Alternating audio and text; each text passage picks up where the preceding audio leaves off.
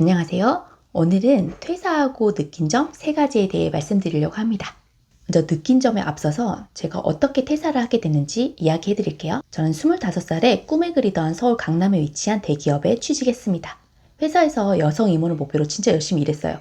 결혼 후 임신 계획이 있었는데 그때 회사에서 대형 프로젝트가 생겼거든요. 그 프로젝트를 하면 진짜 엄청 일을 배울 수 있을 것 같은 거예요. 그래서 2년 정도 임신 계획을 미룰 정도로 정말 열심히 했습니다.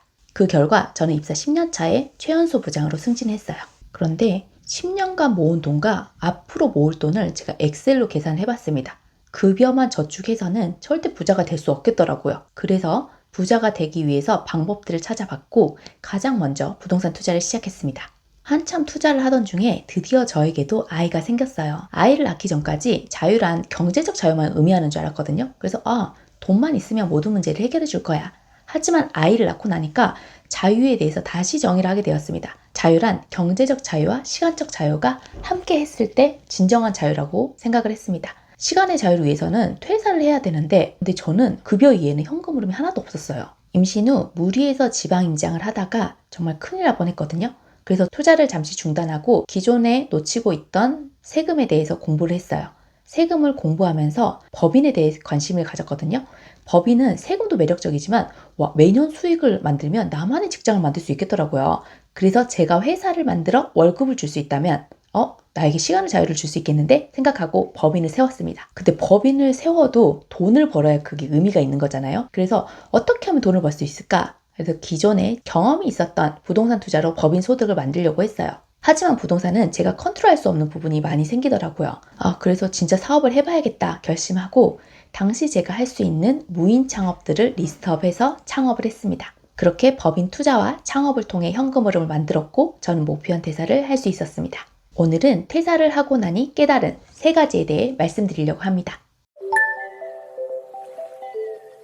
첫째, 스스로 한계를 짓지 말자입니다. 우리는 처음부터 직장인으로 태어난 사람도 없고 처음부터 사업가로 태어난 사람 없습니다. 언제든지 내가 하겠다고 결심하면 할 수 있어요. 나는 사업을 해본 적이 없어 하면서 쫄 필요 없습니다. 그냥 하시면 돼요. 한계는 남이 아닌 스스로 만들고 있습니다. 둘째, 퇴사하기 전에 미리 미래를 준비하자입니다. 회사에서 타이틀은 그 무리 안에 있을 때만 의미가 있습니다.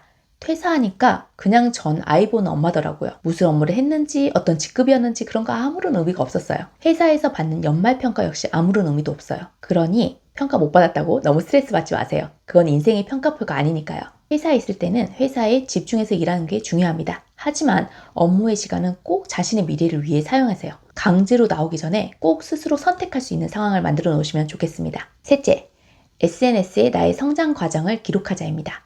회사에서 나올 때 PC를 포맷하잖아요. 그러면서 제 15년 기록들이 모두 사라졌어요.